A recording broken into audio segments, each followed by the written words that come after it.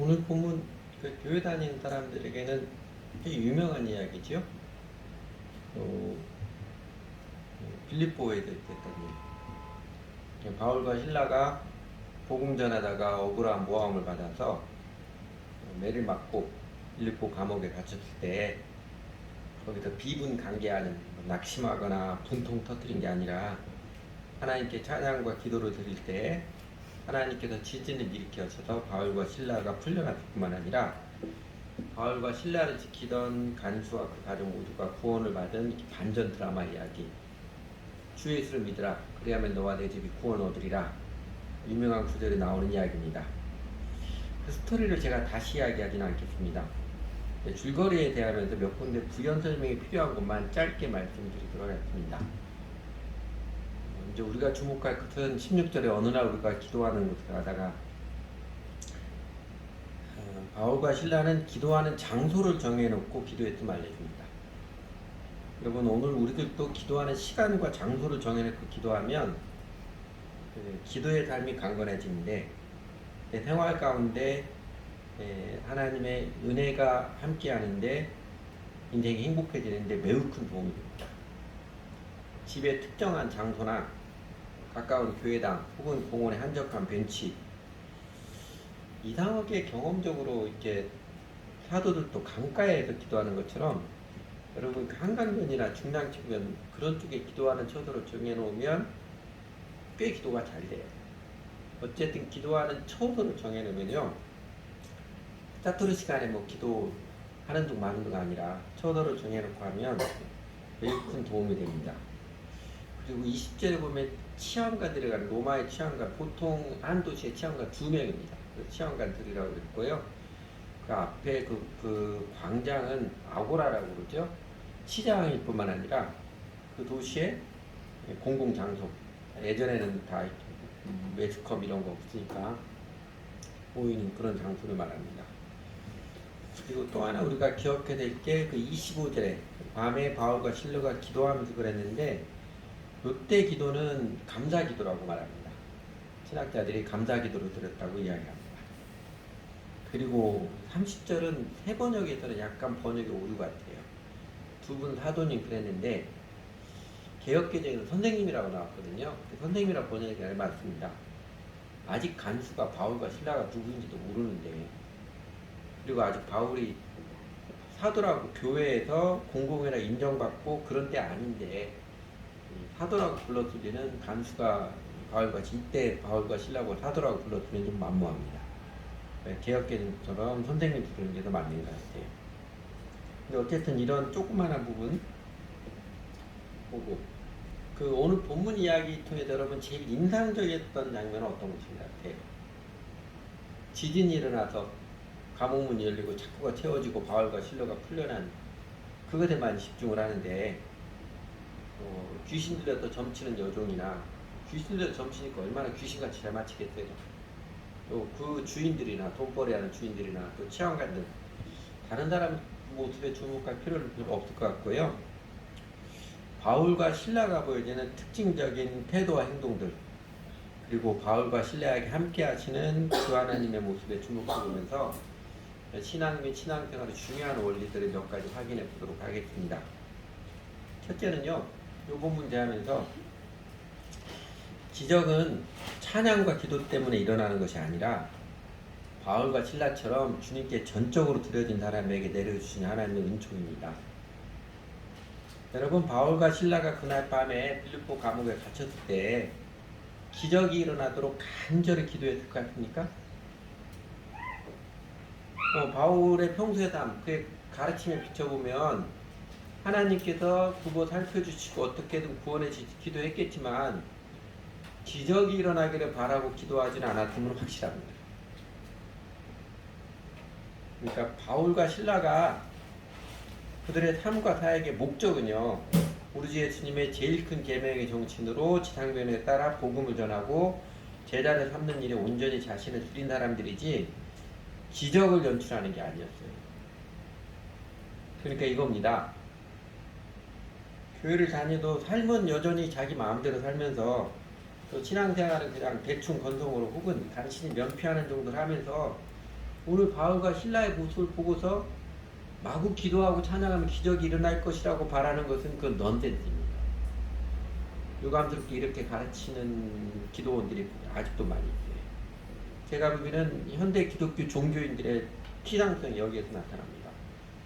바울과 신라가 찬송과 기도 그거 할 때 기적이 나타나도 우리도 찬송과 기도하면 기적 나타나게 생각 마구 찬송과 기도만 하면 기적 나타난다고 잘못 생각하는 피상적입니다. 하나님께서 특정 순간에 마구 기도만 뒷다한다고 찬양만 주구장창 한다고 기적을 내려주는 것이 아니고요.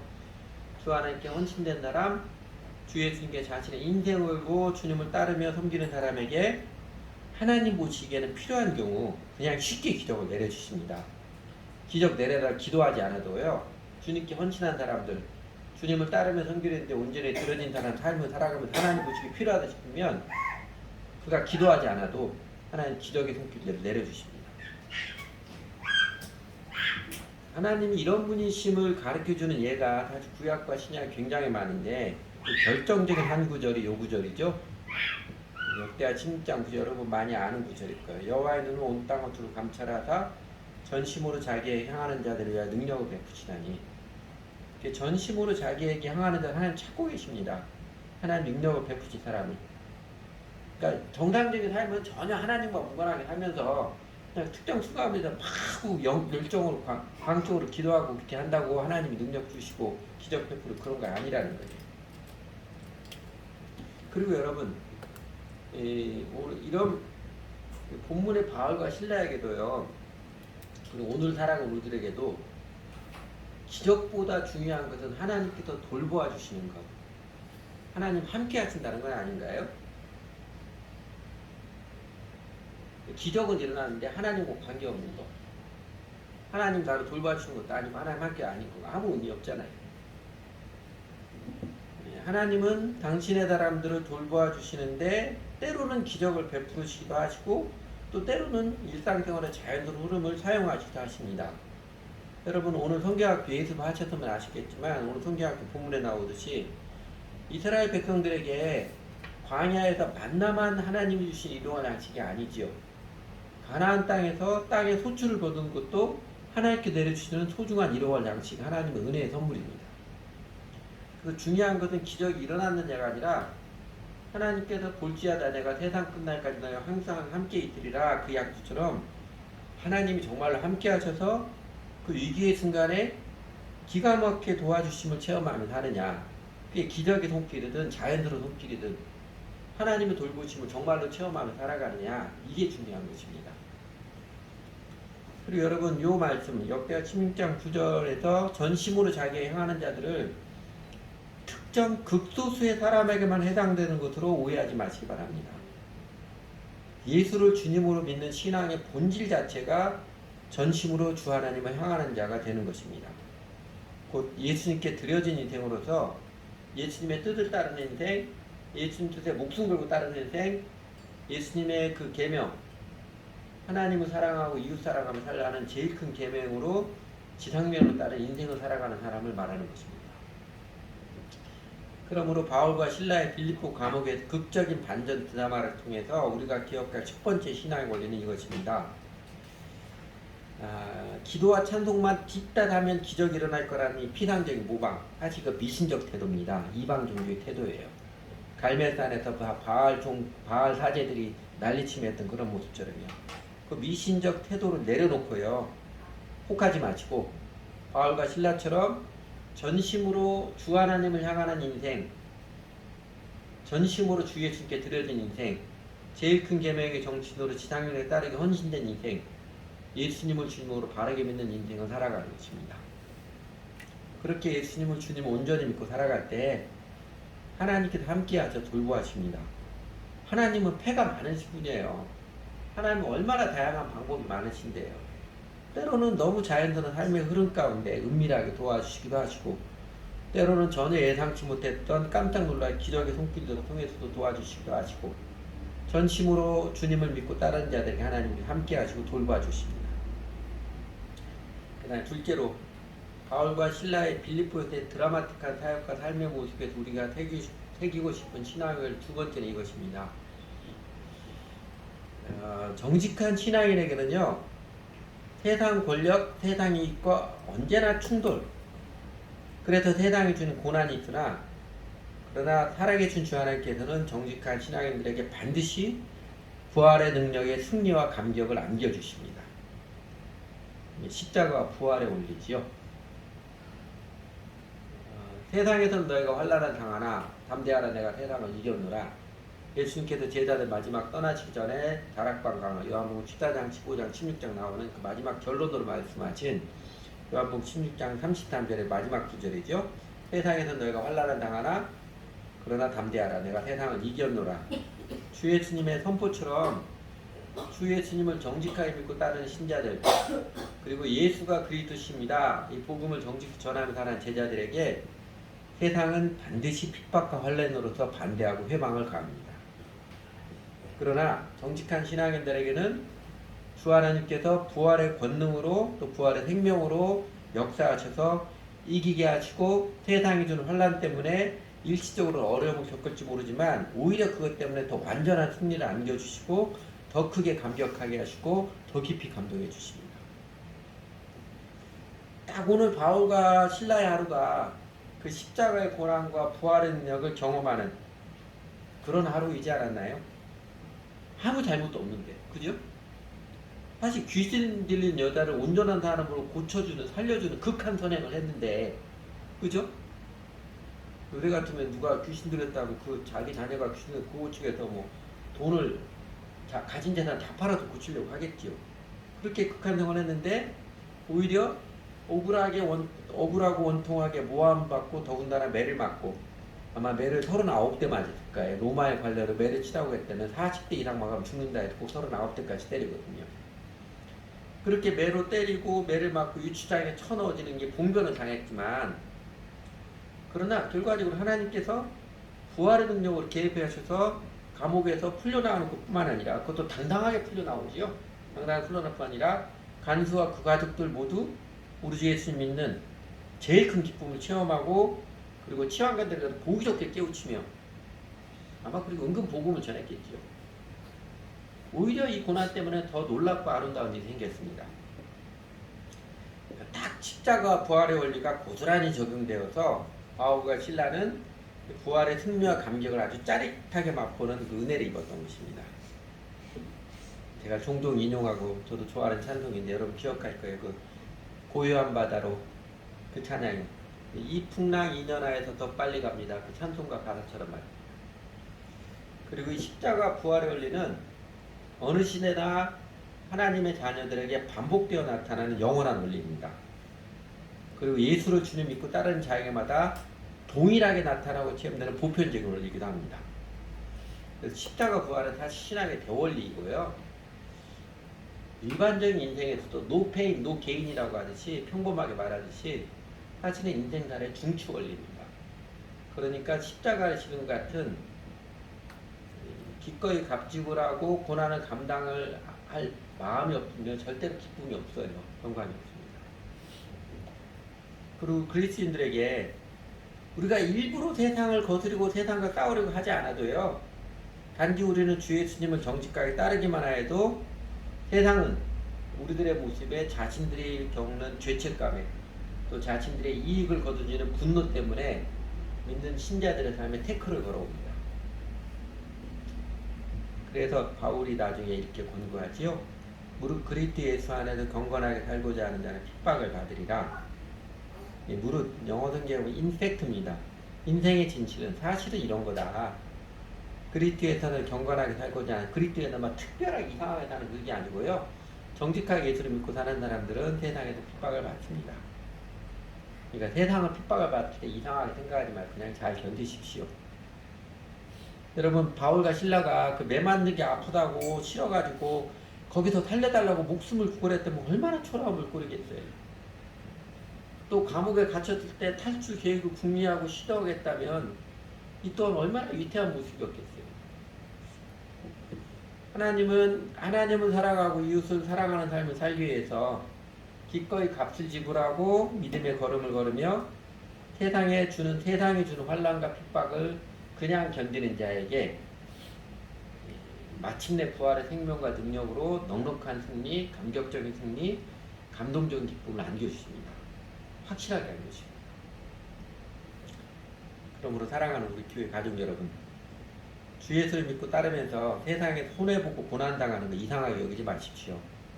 아직 내 주변의 이웃들 또 가족들이 내가 예수님 정직하게 믿는 것 때문에 한마디씩 해도 그것에 쫄지 마십시오. 그냥 지내치십시오. 일일이 해명하려고 하면 시간이 지나면 하나님 다 깨우쳐 주십니다. 그리고 기꺼이 값을 지불하며 주 예수를 따를 줄 아십시오. 세상의 힘, 세상의 권력과 돈의 유혹 앞에 굴복하지 마시고 기꺼이 고난을 감수며 주 예수를 정직히 따르십시오. 그래야 부활의 권능과 영광을 경험을 합니다. 바울과 실라는 그 빌립보 도시의 교활한 유력자들, 군중들, 상황 파악 제대로 못하는 치안관들, 다른 사람과 관계에서 세상 권력, 세상 이익과 충돌을 겪었지만 사실 우리들 모두는 다른 사람들과 관계 이전에 내 심령 안에서 영적 전쟁을, 충돌을 겪지요. 내 심령 안에서 값을 지불하며 주님의 도를 따를 것인가, 세상 성공과 이익을 추구할 것인가, 내 영적 충돌을, 영적 전쟁을 치릅니다. 영적 전쟁의 우선적인 전장은, 영어로 배틀필드는요, 사람의 마음 아닙니다. 성령의 소욕을 따를 것인가, 육신의 소욕을 따를 것인가. 여러분, 크고 작은 가치관의 충돌, 갈등의 순간마다 이 십자가와 부활의 원리를 기억하여서 기꺼이 자기를 부인하고 날마다 제 십자가를 지기를 선택하여서 결국은 부활의 생명과 능력이 안겨주는 그 승리와 감격을 아주 짜릿짜릿하게 체험하며 사시기 바랍니다.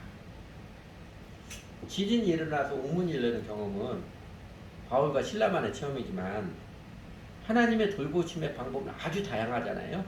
엄청나게 다양합니다. 하나님의 돌보셔서 부활 생명의 승리와 감격을 누리는 것은요, 그러나 어떤 형태로든지 신자들 누구나 누리는 춤입니다. 정직한 신자들은 누구나 누리는 하나님의 은혜의 선물입니다. 그 세 번째로, 바울과 실라의 빌립보의 드라마틱한 사역과 삶의 모습에서 우리가 새기고 싶은 신앙의 세 번째는 이것입니다. 속 깊게 살아가는 모습, 사려 깊은 태도가 정직한 신앙의, 성숙한 신앙의 특징입니다. 천박하게 살지 않고 아무 생각 없이 감정적으로만 살지 않고 속 깊게 생각하고 사려 깊은 태도가 정직한 신앙인의 사실은 특징입니다. 그리고 앞에 두 신앙 원리를 가능하게 하고 체험케 하는 비결, 피상적 모방에 급하는 천박함을 벗어버리고 십자가 부활의 원리, 부활 생명의 승리와 감격을 나도 체험케 하는 비결이 바로 이 태도입니다. 즉흥적이거나 감정적이거나 충동적으로 반응하며 살아가지 않고 속 깊이 살아가는 태도입니다. 그래서 사려 깊이 살아가는 태도가 사실은 정직한 신앙인, 성숙한 신앙의 특징입니다. 여러분, 복음 자체가 깊이를 도전하는 거잖아요. 인생과 세상 모든 문제의 근본을 깨우쳐주고 근원적 얘기로 제시해주듯이 복음을 알고 제대로 믿은 사람은 자연스럽게 속 깊이 살아가는 태도가 잊혀집니다. 자신의 인생 실종과 운명을 두고 예수님을 나의 주님으로 모시고 따를 것인가, 내 인생을 예수님께 한 번밖에 없는 인생에 예수님께 헌신하고 따를 것인가, 이 고뇌가 없이 그냥 그게 뭔지, 믿음이 뭔지도 모르고 그냥 좋아 보인다고 이래 교회 나오면서 믿는 사람인 게 있거니, 이런 사람들이 많으니까 대한민국 기독교 교회 다니는 사람들이 속 깊은 사람이라는 이미지보다는 천박한 사람, 무식한 사람이라는 오명을 듣고 있는 것입니다. 아주 급박하게 돌아간 빌립보에서 하루지요. 오늘 그 급박하게 돌아간 빌립보에서 하루를 보내는 바울과 실라의 모습, 특별히 그들이 각 상황에 대처하는 태도들을 보면 그 사람들 얼마나 속 깊은 사람들인지, 사려 깊게 행동하는 사람인지 우리는 발견하고 확인할 수 있습니다. 오늘 본문이 좀 길었는데 오늘 본문에 묘사한 바울과 실라의 특징적인 태도 한 5가지 정도 도드라지게 보입니다. 첫째는 요 장면입니다. 그 귀신 들린 여종이 이 사람들은 구원을 얻게 하는 하나님의 특별한 사람들이다 이렇게 소문낼 때 바울과 신라의 반응이 있습니다. 여러분, 바울과 신라가 그때 제가 뭘 알긴 하네 하고 웃지라고 목이 힘들어 갔겠습니까? 야, 저 사람이 전도를 돕는 사람이네? 자기를 막 높여주고 띄워준다고 좋아라 했겠습니까? 사실 그 내용 자체 틀린 것도 아니죠. 자신들을 높여주고 선전하고 추앙해주는 것처럼 보일 수도 있는데, 바울과 신라는 우리 세 번째 일을 귀찮아했다고 그러고 계획적인 표현은 괴로워했다고 합니다. 괴로웠다는 표정이 더 맞을 것 같아요. 괴로워했다고 합니다. 왜 그랬을까요? 바울과 신라는요, 사람들이 자신에게 시선이 집중하는 게 복음 전도에 결코 도움이 되지 않는다는 것을 잘 알고 있었습니다. 그 바울과 신라는 기본적으로 예수님의 제자들, 예수 믿는 사람들이라 자기를 부인하고 주의 뜻을 따르는 제자들, 자신이 잊고 살아가려는 제자들입니다. 그래서 처음 그 유령이 자신을 높이는 말을 할 때는 어떻게 해요? 그냥 무시해버리죠. 거기다 무슨 반응 보면 이게 반응이 확산되거든요. 그냥 무시해버립니다. 아무 대꾸를 하지 않은 것이지요. 그래야 바람 지내듯이 좋든 나쁘든 자신의 관심을 쏠리는 것을 빨리 지나칠 수 있습니다. 그러나 귀신이 자신들을 볼 때마다 계속 그러니까 안 되겠다 싶어도 내쫓아버린 것이지요. 자신에게 시선이 집중된 것을 막고자 하는 것입니다. 보통 사람은 어떻게 해요? 어떻게든 자신이 높아지고 사람들이 자신을 존경하는 눈빛으로 바라보고 자신이 스포트라이트를 받기 연연하는 그 가벼운 사람들하고는 바울과 신라 확연히 다르지요. 속 깊은 마음, 살아 깊은 태도가 배어있지 않으면 바울처럼 대응하지 못합니다. 둘째는 참 이상한 장면인데, 그 여종의 주인이 자신들이 이익이 끊긴 것을 알고 모함하고 누명을 씌우는 말도 안 되는 기가 막힌 한강에 전개될 때, 더 나아가서 치환관들이 오고 선상가성으로 치환관들이 명령에 의해서 억울하게 매를 맞고 할 때 성경 기록에 바울과처럼 아무런 대응을 하지 않았습니다. 그래서 사실 얼마나 억울하고 기가 막힌 상황이에요. 뚜껑 열려가 이 나쁜 놈들이다, 말이나 되는 소리를 해라, 그 마구 항변을 하고 군중들에게 선전을 하고 치안관에게 아주 이때부터 나 너만 힘 있고 있잖아, 니가 근데 니들이 그럴 수 있냐, 까부기만 하고. 그러는 적이 없어요. 전혀 하지 않고 그냥 바보같이 침묵하다가 왜 맞을 거 다 맞고 감옥에 갇히고 맙니다. 바울과 신라가 마음이 쫄아가지고 무서워가지고 반대할 용기가 없어서 그랬을까요? 용기 없는 모습과 바울은 잘 어울리지 않지요. 왜 그랬을까요? 아마 이런 거 아닐까요? 지금 사람들이 난리치는 상황이 전부가 아니면 그들을 잘 알았습니다. 그냥 히어앤 나우 여기만 살지 않았어요. 시간이 흐르고 하나님은 세월을 통해 역사하시는 거 알아서 아는 사람입니다. 그리고 지금 대꾸하고 대응하면 그 주인들이나 군중도 똑같은 사람이 되어서 복음 전도로 물 건너갑니다. 그들은 잘 알았습니다. 소동을 벌이고 난리를 칠 때 사람들은 논리적인 말 듣지도 않고 들으려고 생각도 하지 않는다는 걸 잘 알고 있었습니다. 여러분, 크게 말하는 것보다 들리게 말하는 게 중요하다는 것 여러분 기억하셔야지요. 많이 말하는 것보다도 들리게 말하는 것이 중요합니다. 사람들과 대화해서 내가 무슨 말 했냐보다도 상대방이 무슨 말을 들었느냐, 이게 중요한 거잖아요. 그래서 그들은 그냥 용납하고 참고 인내하고 몸으로 때우는, 기다릴 줄 아는 것입니다. 이거는 내공이에요. 마음의 내공이고 신앙의 내공입니다. 순간의 상황을 넘어서 시간의 흐름을 고려할 줄 아는 지성은요, 성숙한 사람의 특징입니다. 감정적, 즉흥적, 충동적으로 반응하지 않고 침묵할 줄 알고 때를 가릴 줄 아는 태도는 정말 속 깊은 사람만이 행할 수 있는 성품입니다. 그리고 이 성품은 우리도 반드시 배우고 익혀야 합니다. 이 성품을 배우고 익힐수록 인생 살아가는 게 환경에 종속되지 않고 깊은 평안과 행복을 누릴 수 있습니다. 셋째로, 바울과 신라의 좀 특이한 행동, 대표적인 본문이죠. 그렇게 억울하게 매맞고 발은 착고에 매이고 감옥에 쳐넣어져서 하루를 보내는 그 밤에 찬양과 감사 기도를 드리는 바울과 신라의 모습, 참 이상하지요. 여러분도 그냥 아무 생각 없이 무조건 감사 아멘 사람하고 차분히 생각하고 소화해서 감사 기도를 드리는 사람하고 확연히 다른 걸 느낄 수 있지요. 이 바울과 신라가 오늘 특별한 일이 있었기 때문에, 특별한 날이기 때문에 밤에 찬양과 감사 기도를 했을까요? 야, 오늘은 정말 특별한 날이니까 우리가 특별히 찬양과 감사를 해야 되는데 그랬을까요? 생활이 그렇잖아요. 집에서 새는 바깥에서 새는 것처럼 평소에 찬양과 감사의 기도를 드리는, 그래서 하루를 마무리하는 습관이 배어있지 않으면요, 이런 특별한 날은 더 못합니다. 여러분 아침에 큐티하는 거 평범한 날을 못하면요 정작 중요한 날은 못합니다. 온통 마음이 그 일에 뺏기거든요.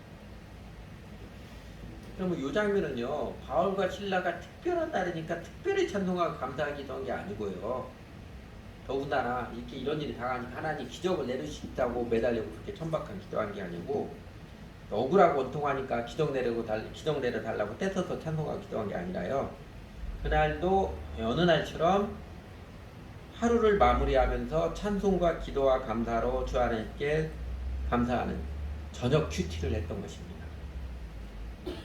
요새도 저녁마다 감사일기 쓰는 사람들 그 정도 가끔 있잖아요. 여러분 경건한 사람은 아침에 큐티일 뿐만 아니라 저녁 기도도 즐기며 하잖아요. 자연스러워요. 사실은 하루를 마무리하면서 하나님과 기도드리는 거 자연스러워집니다. 이랜드 박항수 회장님이 그러한 간증함이 그랬잖아요. 자신이 하나님의 정말 놀라운 은총을 입었는데, 자신이 하나님의 놀라운 은혜를 입은 비결이 있다면, 통로가 있다면 아침 20분 큐티, 저녁 30분 기도라고 그렇게 말합니다. 한 번도 안 빠집니다. 그룹 회장이 얼마나 바쁘겠어요. 여러분 직장 다니고 학교 다니면서 일 많고 바쁘지요. 그러나 그룹 회장보다 바쁘겠어요? 그러나 이랜드 박사님 요새는 모르겠다. 2, 3년 전이니까 만날 때는요, 그때도 1년에 성경 4독 6독씩 합니다. 여전히 아침에 1시간씩, 그 20분 점점 늘어나는 1시간씩 큐티하고 저녁 때 30분씩 기도하죠. 그래도 일 다 해요. 그 이상만이 특별한 게 아니라요, 그래도 오히려 일 더 잘 됩니다.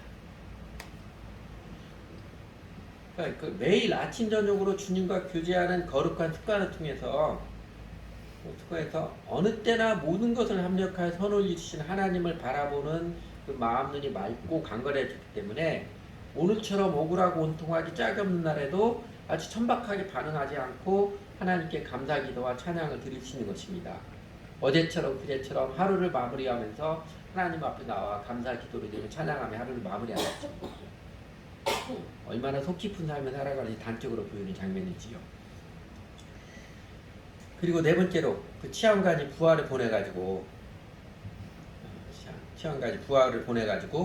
이젠 감옥에서 나오십시오 하면 간수는 너무너무 기뻤겠지요. 아주 합법적으로 이제 치안관이 허락을 받았으니까 그랬는데, 아주 대단한 호의를 베푸는 것처럼 치안관이 이렇게 사람 보내서 연락을 왔을 때 바울과 신라가 어떻게 말한 거예요? 이제 끝났다. 빨리 루디아 집에 가서 밥 먹어야지. 그러지 않았지요. 다 끝났는데 그제서야 자신이 로마 사람인 것을 밝히고 치안관들이 와서 직접 와서 사과하고 놓아주기 전까지는 안 나가겠다고 이상한 행동을 보이냐고. 트리톤이라는 신학자는요, 그 장면을 보고 바울이 연좌동성의 원조라고 표현합니다. 연좌동성의 원조가 사도 바울이래요. 나가라고 했는데도 감옥에서 안 나가고 앉아서 버티고 있는 그 모습 말입니다. 쉽게 살아가는 사람 눈에 보기에는 정말 이상한 장면입니다. 아니 진작에 로마 사람이라고 밝혔으면 매 안 맞았을 텐데, 맞을 거 다 맞고 감옥에 갇힐 거 다 갇히고 상황 다 끝나니까 이제 와서 로마 시민이고 밝히고, 아이고 이 양반 하느냐, 아이고 답답해 그렇게 생각하지 않았겠습니까? 속이 깊은 사람, 살이 깊은 사람은 달면 삼키고 쓰면 뱉는 그런 사람이 아니지요. 상황 좋아지면 해야하고 상황 나빠지면 낙심하고 우울하고 그렇게 부처처럼 밀려가는 인생 아니잖아요. 바울 그냥 넘어가지 않고 뒤늦게 치안관들을 불러서 사과를 하게 하고 직접 속박을 한 것, 그러면 치안관들을 존중해주면서 치안관들에게 부드럽지는 확실하게 그들의 잘못을 깨우쳐주고 그들 복음에 대해서 마음 열리게 하는 사려 깊은 태도입니다. 어쩌면 사랑으로 참된 것을 말하고 행동하는 그의 삶의 단면입니다. 그리고 마지막으로 다섯 번째, 이 체험가들이 그러자 정중하게 이 도시 빌립보 도시를 떠나달라고 했을 때 내가 왜 떠나? 루디아 같은 사람 만나간 게 이게 하나님의 뜻인데 여기가 베이스 캠프로 딱인데 이러면서 고집 부리거나 오기를 부르지 않고 떠나줍니다. 당장의 편리함이나 당장의 열매에 연연하지 않고 인간적 예의도 지켜주며 유연하게 대처하는 모습이 자세히 보면 돋보이지요. 다른 깊은 태도의 또 하나의 모습을 알 수 있습니다. 그러니까 하루 동안 여러 일이 있었잖아요. 다양한 상황들이 있었지만 바울과 실라는 어느 상황, 어느 사람을 대해서도 감정적, 즉흥적, 충동적으로 반응하지 않고 그렇게 천박하게 살지 않고 속 깊게 다르게 생각해서 대처하는 그렇게 살아가는 사람들이었습니다. 그럼 이게 어떻게 가능했을까요? 그리고 오늘 우리도 바울과 실라처럼 이렇게 속 깊은 태도로 살아가는 아름다운 사람이 될 수 있을까요? 예수님 닮은 사람이 될 수 있을까요? 충분히 될 수 있습니다. 그래서 충분히 되어야 합니다. 그게 어떻게 가능하냐면요. 그렇게 바울과 실라가 예수님을 닮아서 사랑 깊은 태도로 살아가는 부드러우면서도 강건한 조용하면서 힘있는 삶을 살아가는 그 비결이요. 오늘 본문에 나타난 바울의 체험과 바울의 가르침 모두에도 나타납니다. 첫째는요. 우선 이제 이 간수도 즉흥적, 감정적, 충동적으로 반응하는 보통 사람이죠. 감옥문이 다 열려지고 죄수로 도망가니까 이제 난 내일 아침에 죽는다, 책임을 죽는다 해서 자결하려고 보면 굉장히 민첩한 사람이긴 한데 감정적 충동으로 반응하죠. 근데 그 간수에게 바울이 주 예수를 믿으라 그래야만 너와 내 집이 구원을 얻으리라 명확히 선포했듯이 예수님을 주님으로 믿는, 주 예수를 믿으라, 예수를 주님으로 믿으라는 거죠. 주님으로 믿는, 예수님을 나의 주님으로 확실하게 관계를 맺는 게 절대적인 조건이자 시작입니다. 여러분 조금만 억울해도 즉시로 뚜껑 열리고 승질 튀어나오고 감정적으로 대응하고 이런 게 다 왜 그래요? 자아에 민감하고 자아가 강하기 때문에 나오는 태도들입니다. 내 자존심에 조금만 띵치게라도 견디지 못하고 뚜껑 열려야 되거든요. 자아에 민감하고 자아가 강하기 때문에 태도들이에요. 사실 파도 바울 자신이 예수님 만나기 전에 그렇었잖아요. 바울이 예수님 믿기 전에 예수쟁이들 잡아 죽이려까지 할 정도로 얼마나 성실대로 살았으며 또 자신이 바리새인 중에 바리새인 하였듯이 얼마나 자기를 높이라고 안달에 놨으며 아주 무서운 지척으로 그 자아가 강한 사람을 살았습니까? 그러나 예수를 주님으로 믿는다는 것, 예수님의 멍에를 맨다는 것 자체가 뭐예요? 그 자아를 내려놓는 것. 오죽하면 사도 바울이 내가 그리스도와 함께 십자가에 못 박힌 날 이렇게 고백했겠어요. 이제는 내 뜻대로 살지 않고 주님의 뜻에 절대적인 순종을 드리겠습니다. 이 결단이고 회심이잖아요. 이게 이 진정한 회심이 천박하게 살지 않고 속 깊은 사람이 되게 하는 절대적인 바탕입니다. 왜 예수를 믿는다 하면서 교회를 그렇게 오래 다녔는데도 내가 조금도 참지 못하고 내가 옳다고 싸워서라도 바직바직 우기고 여전히 승질 튀어나오고 감정적으로 그렇게 반응하며 천박한 모습으로 사냐면요. 왜 그런 것 같아요? 예수를 믿는다고 하지만 아직 예수님 주님이 아니기 때문에 그렇습니다. 교회는 다니는데 예수님이 아직 주님이 아니에요. 그러니까 제대로 아직 믿지 않은 것입니다.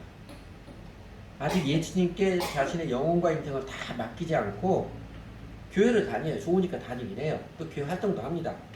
여전히 자기가 중심이고 자기 판단이 우선이기 때문에 그렇습니다. 여러분 천박함을 벗으려면 예수님 정말로 주님으로 믿으시기 바랍니다. 예수님께 정말로 헌신된 관계를 맺으십시오.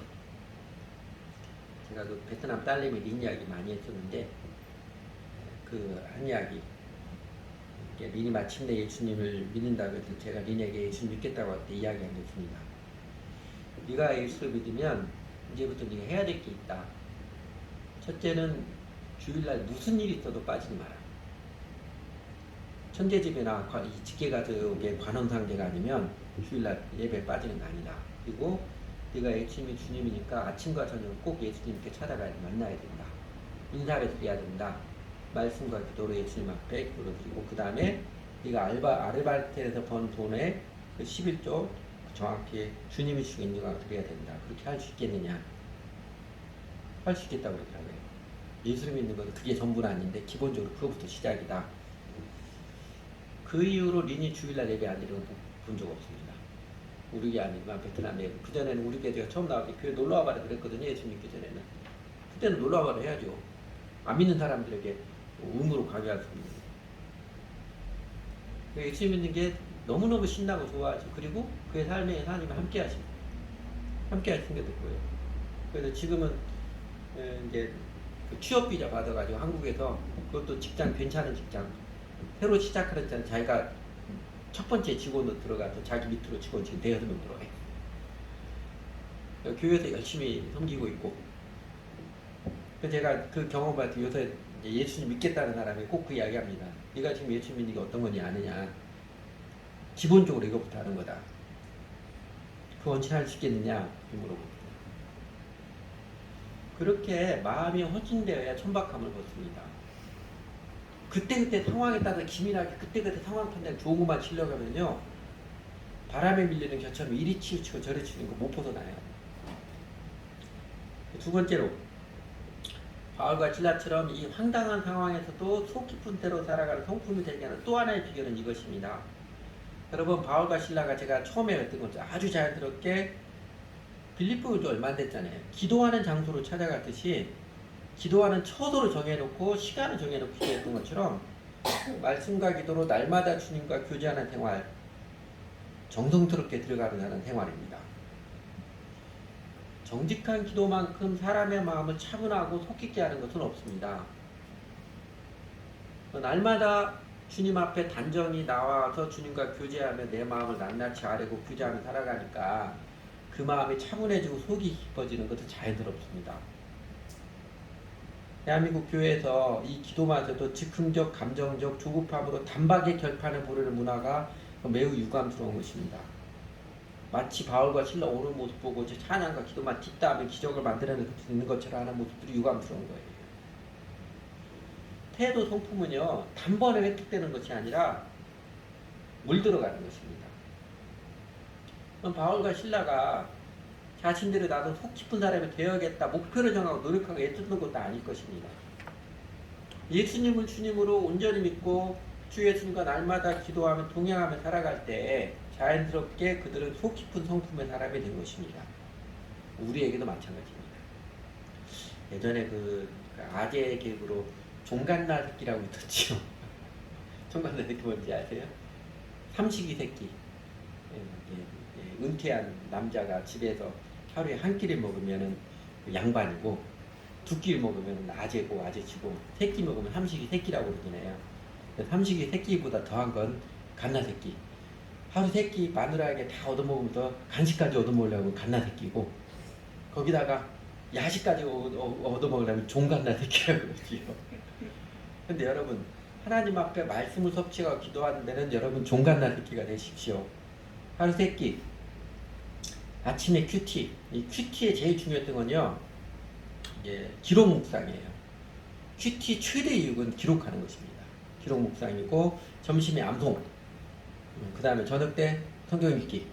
그리고 간식으로 시편과 자면함을 읽고 하는 거. 간식과 야식으로.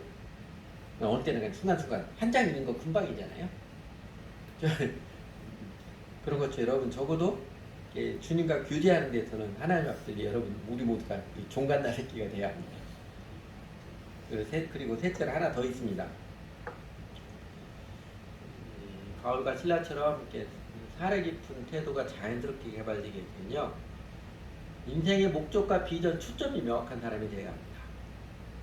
여러분 바울과 실라 예수님의 지상명령에 따라서 복음을 전해서 제자를 삼는 인생의 목표, 비전이 확실한 사람들이잖아요. 그러니까 인생의 목적과 비전이 뚜렷하면 그 어느 상황에서도 그 목적과 비전에 비춰보아서 해석하고 대응을 합니다. 그러나 목적과 비전은 사람은 잠언에서 묵시가 없으면 백성이 방자히 행하거냐 하듯이 그때그때 달라요. 상황의 노예가 되고 맙니다. 변덕스러운 환경에 종속되고 사람들의 반응에 끌려가고 종처럼 피곤한 인생, 정처 없는 인생길을 살아갈 뿐입니다. 하나님은 하나님 이렇게요. 종교 행위만 열광해서 기적을 만들어내는 천박한 사람이 아니라 바울과 실라처럼 자신의 일생 온전히 주 예수께 헌신하여서 지상명령 순종에 자신의 인생을 건 사람. 그래서 십자가 부활의 원리를 따라서 기꺼이 자기를 부인하고 날마다 제 십자가를 지고 주님을 따르는 사람. 말씀과 기도로 주님과 교제하며 사는 사람들에게 자연스럽게 속 깊은 태도, 성숙한 성품의 사람이 되게 하시고 아주 자연스럽게 그와 동행하시며 때로는 기적을 베푸셔서라도 그를 확실하게 돌보아 주시며 그리고 그의 삶의 길목마다 부활 생명의 부활 능력의 승리와 감격을 짜릿짜릿하게 안겨주십니다. 그 영생복락의 삶을 누리며 살도록 오늘 또 우리 하나님은 우리 한 사람 한 사람을 초청하십니다. 예수님의 멍에를 메고 예수님 따르며 살라고 해요. 같이 기도하지요.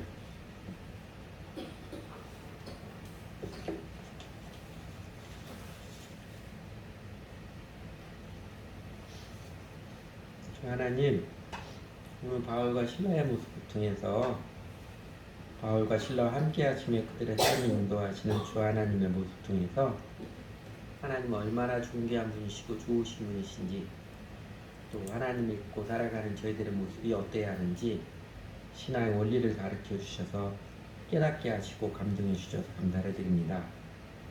저희가 호기심에 혹해서 기적 현상만 쫓는 미신을 따르지 않고 하나님을 정직하게 믿는 길이 무엇인지 다시 한번 밝히 확인해 주셔서 감사를 드립니다. 그렇게 잘 못 살지만 그래도 바르게 일하고 진실하게 살려고 하는 저희들의 삶에도 여러 번 넘어지고 뒤돌아보면 항상 부족하고 송구스러운 모습이 있으라 할지라도 그래도 정직하게 믿고 따르며 살고자 하는 저희들의 삶에도 우리 하나님께서 때로는 이런저런 기적의 손길로 또는 자연스러운 손길로 저희들도 돌보아 주시는 좋으신 하나님이심을 체험하게 해주셔서 정말 감사를 드립니다. 하나님, 주 하나님께서 이렇게 명확히 깨우쳐 주시고 저희들의 삶과 심령에도 은총과 자비를 많이 베풀어 주심에도 불구하고 저는 얼마나 자주 그냥 쉽게 살려고 하고 하나님과 관계를 별로 생각지 않고 그냥 내 필요 도움만 받으려고 바람에 나는 개처럼 가벼운 모습으로 살기를 좋아하는지요.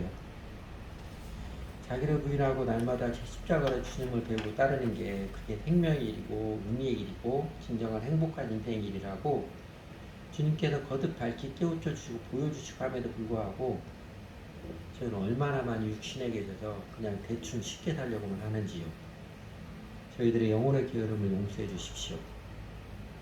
그리고 이렇게 참을 수 없는 존재의 가벼움으로 살아가는 저희들의 모습을 하나님 이렇게 살 수는 없습니다.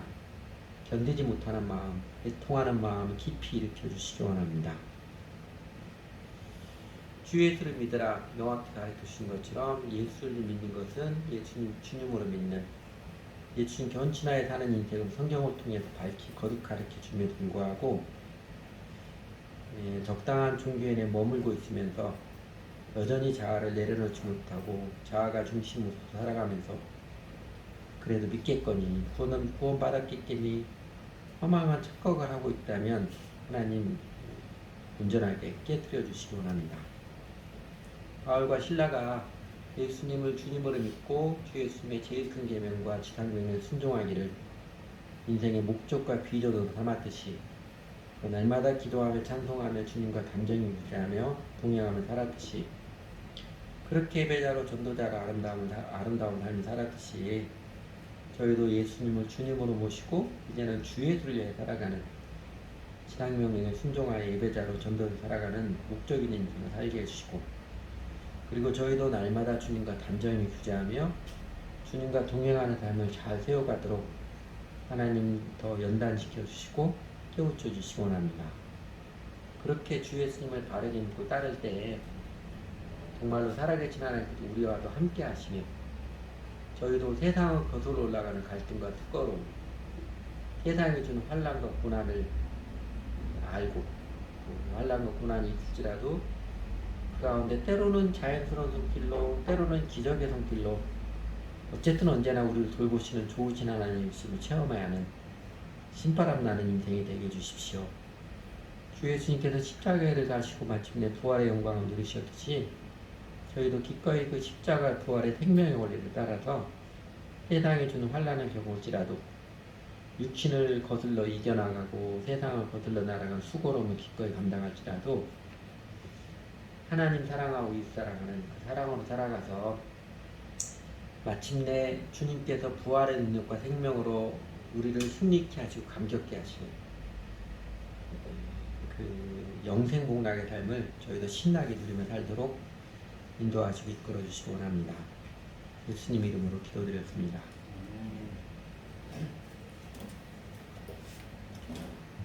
오늘 봉헌 찬송